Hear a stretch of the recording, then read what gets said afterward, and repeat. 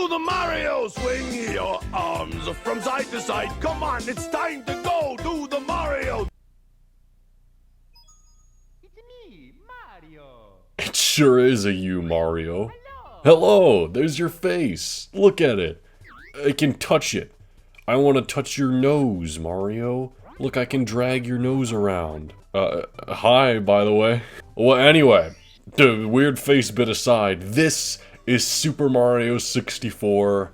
I can't believe I'm finally here. I'm so excited. Okay, I need to paint a scene of exactly what gaming in 1996 was looking like. Or 1995, we'll go back a year. So, for the past several years, Sega and Nintendo have been going at each other, blow after blow, and you've seen it on the channel from games like Sonic the Hedgehog 1, 2, and 3, Rise Star. On the Nintendo side, you had games like Super Mario World, you had Mario World 2, Yoshi's Island, you had Metroid and Zelda. You know, these companies were going at each other in the commercials, in the genres, and everything, really. They were bitter rivals. And it was kind of like a weird arms race of the gaming industry, in that they were trying to get the newest and greatest technology, and so they wanted to make a Mario game that was fully 3D, that was about exploring your environment. That was what Nintendo had in mind. And they decided, well, they were initially going to work on making this some sort of like Super Nintendo game that would use the Super FX chip. They instead wanted to make it a more important and groundbreaking game in the history and pantheon of gaming. And thus, they formed an entire new console known as the Nintendo 64. They made this controller for it, which is really made just for Mario 64, and would kind of be interpreted with all the other games, but it was important for this game, and they made gaming history. That's what I can say. I think I'm shedding a tear. Not really, but as we would come to find, Sega would just kind of fall off, sadly, and actually would kind of be replaced by Sony, who really became the next kind of foot in the gaming industry. Because here's the thing, the stage was set. Everyone knew Nintendo and Sega were the big companies, and everybody at this point in gaming history was like, I want to be that other guy. I'm going to be the third, option for people at home to play gaming on. And so everyone was trying to get in this era. There were so many consoles in this generation of gaming. This is, I believe, the 5th generation of gaming. You had the Panasonic 3DO, which some people consider the last generation. You had the Atari Jaguar. Atari's coming back with a console after the 2600 and the kind of failures of the 7200 and all that. You had all these companies coming in. Apple made a goddamn console, the Apple Pippin, can you believe it? Everyone wanted to be that third guy, and it ended up being Sony, who was the most successful of them all. But Nintendo really, it stayed strong. I don't have all day to talk about the 5th generation of gaming and everything that went into it, but I have plenty of time to talk about Mario 64 and how important this game is and this controller is. I can gush about this controller. People hate it. I love it. Because you'll notice I'm holding it like this, but I can hold it like this, depending on what the game wants. And in this case, we hold it like this, so that we have the analog stick here and the buttons, the face buttons, as well as the Z and the R buttons back here. This is a little modified because it's the Switch version. I'm playing this on the Switch, just because it's a little better than a lot of emulation. I'm also playing the original version on like the Switch N64 app, not the remake that they did recently with like the Mario 3D collection, because that's kind of different. I just want to clarify these things, get them all squared away. Anyway. Okie dokie, new save file. We got Charles Martinet Mario. Peach has got a voice.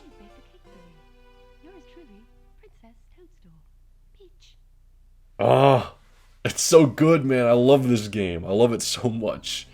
We got Lakitu here with the camera, and this is an important mechanic I'll get into later. But man, 3D gaming, we went from, Yoshi's Island to this, pretty much. I mean, Yoshi's Island, some people argue if it's a Mario game or a Yoshi game. I kind of consider it a Mario game just because it has Super Mario World 2 in the title. At least in America. I don't know what the title is in Japan. But here we are.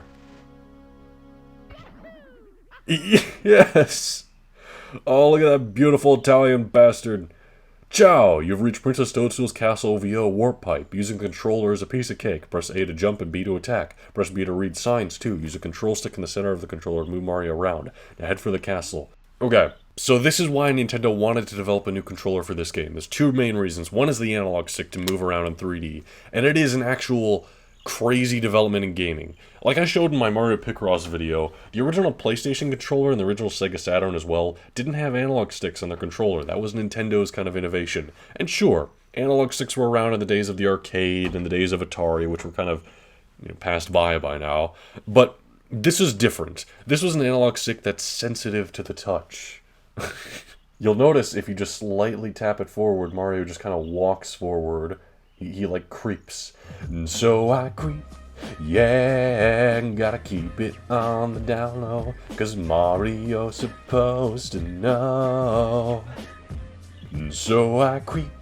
Yeah, just something with something, and something there than yeah.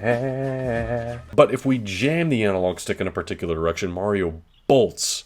Take a look at this. And he runs.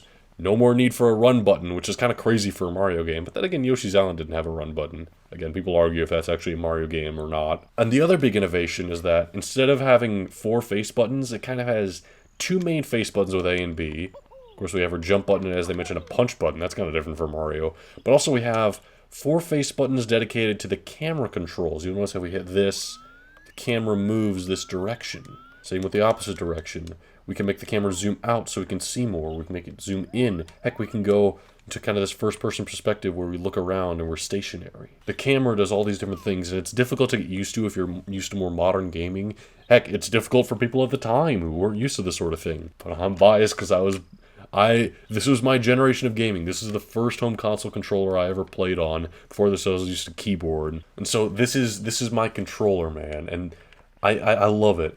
You'll notice how fluid Mario moves around. If we just snap that analog stick back, he quickly turns around like that. I love that. This is why I had to make sure I had this controller in time for this Let's Play. I had to buy one off of eBay because they're always out of stock on Nintendo Store. But I won't complain about that too long. But Mario has so many different controls. What does this sign here say? Just in terms of Mario's control scheme here. Princess Toadstool's castle is just ahead. Press A to jump, Z to crouch, and B to punch. Read a sign or grab something. Press B again to throw something you're holding. So, okay, B does a lot of things. It's basically the context-sensitive button, the interact button, if you will. There's also a lot of different button combinations. Hitting the B button after a jump does a jump kick. Hitting it while you're moving forward does a dive. They mentioned the crouch button, which is Z on the back. I love that there's a trigger back here. It's so natural. And then actually, if we hit the B button, we do a breakdance during that. If we hit the A button, we do a somersault, which is great. If we do that somersault control method with holding this and hitting A, but if we do that while moving forward, we do a long jump, which is Mario's best maneuver in this game by far. We go so far, you can string them together so fast, absolutely amazing. I love Mario's kind of mobility in this entry. Good afternoon, the Lakitu Bros here, reporting live from just outside Princess's castle. Mario has just arrived on the scene and will be filming the action live as he enters the castle and pursues the missing power stars. As seasoned cameramen, will be shooting the recommended angle, but you can change the camera angle by pressing the C buttons. If we can't adjust the view any further, we'll buzz. To take a look at the surroundings, stop and press C up. Press A to resume play, switch camera modes with the R button. Signs along the way will review these instructions. For now, reporting live, this has been Lakitu Bros. So they're explaining the camera controls, and yeah, as they do say, the camera kind of automatically adjusts with you. Like you can see, it kind of goes automatically behind Mario, even though I'm not hitting the C buttons right now. The C buttons are just to give you a bit more extra control, you know, which is nice. Anyway, what's the story of this game? Well, it's a Mario game, so don't expect much. Welcome, no one's home. Now scram and don't come back. Wahaha. So yeah, Bowser is kidnapped Peach. I mean, Toad, just give us the rundown over here. Am I glad to see you, the princess, and I, and, well, everybody, we're all trapped inside the castle walls. You're clearly not. Bowser has stolen the castle stars, and he's using their power to create his own world in the paintings and walls.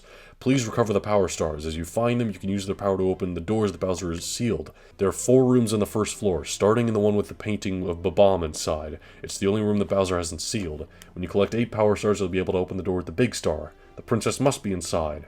So, yeah, very simple setup for a Mario game. We're in Peach's castle, but her and all the Toads have been sealed within the walls, and we need to use the power stars that we collect to save them. And that's because this game takes a more of a collectathon approach. This isn't like your typical Mario game, where you just run from one side of the screen to the other. They can't quite do that with a 3D game, because, you can. Crash Bandicoot does it. Sonic eventually does it in the late 90s. We'll get a Sonic Adventure eventually. But Mario recognized that, it wasn't quite as satisfying running and jumping on Koopas and Goombas and shit.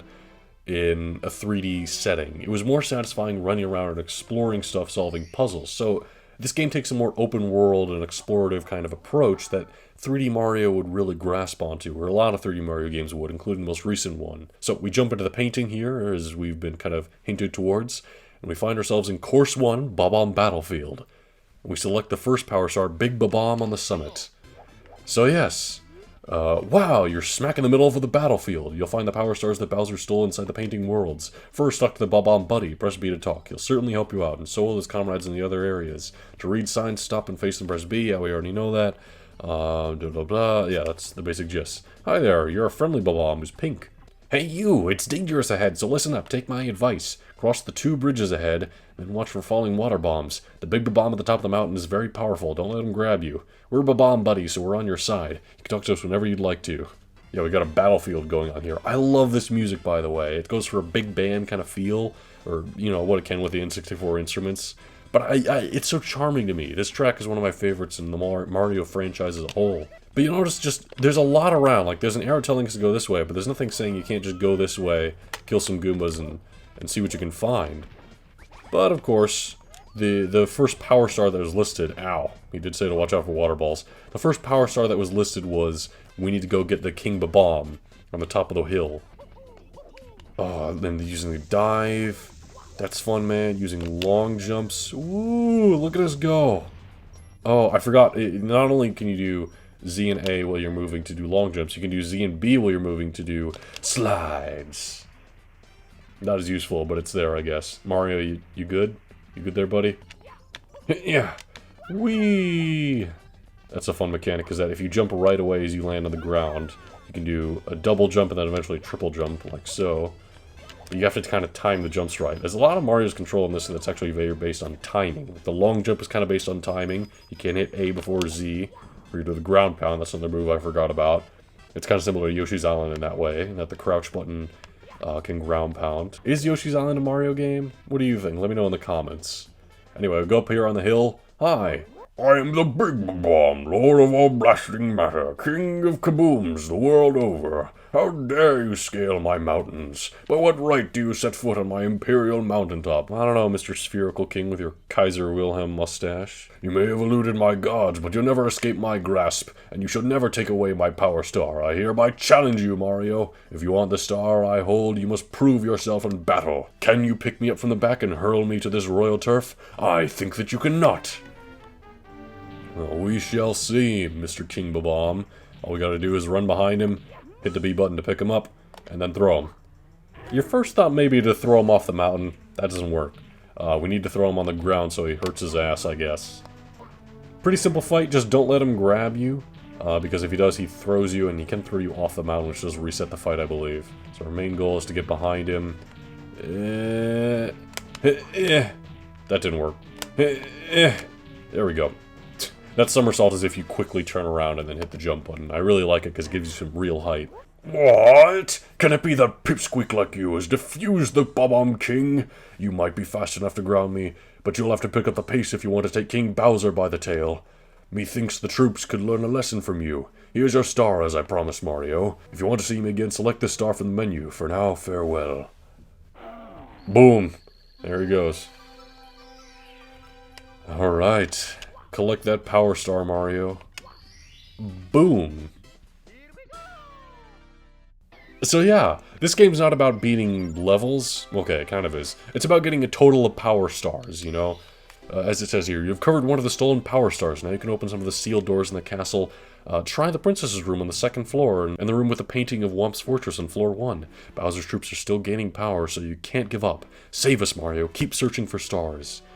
So this is where the structure of Mario 64 really comes into play. Because we go here, and you can see we've beaten Big Bob-omb on the Sonic. This is like kind of level 1, and we can replay it if we like. Now we've unlocked level 2, Footrace of Koopa the Quick. And there's Koopa the Quick who wants to race us, of course. But here's the thing.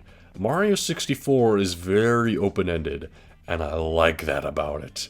I like that a lot about Mario 64. Because in your path to King Bob-omb, you may have noticed in that grate over there behind the chain chomp, there's a star in there. That doesn't have anything to do with the Footrace of Koopa the Quick that the level told us to do. but we can get that star nonetheless. All we gotta do is, avoid the chain chomp and then ground pound this post he stood on. Get it out of here. Oh god, alright. Keep going, Mario. And there we go. And in doing so, we release the chain chomp, causing him to jump about in excitement, I guess, and break open the gate, giving us this power star.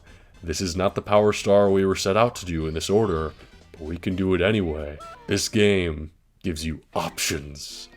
Oh, I love that about it. Oh, I love that so much about it. If we jump back into the painting now, you'll see we completed star number 6. Star number 6 behind the Chain Chomp's gate. A lot of these stars we can do in whatever order we like. Like, for example, there's red coins all over the place. You may have noticed a few of them out there in the distance. If we collect all 8 of them, that's a star. But let's humor the game right now and go in order just a little bit.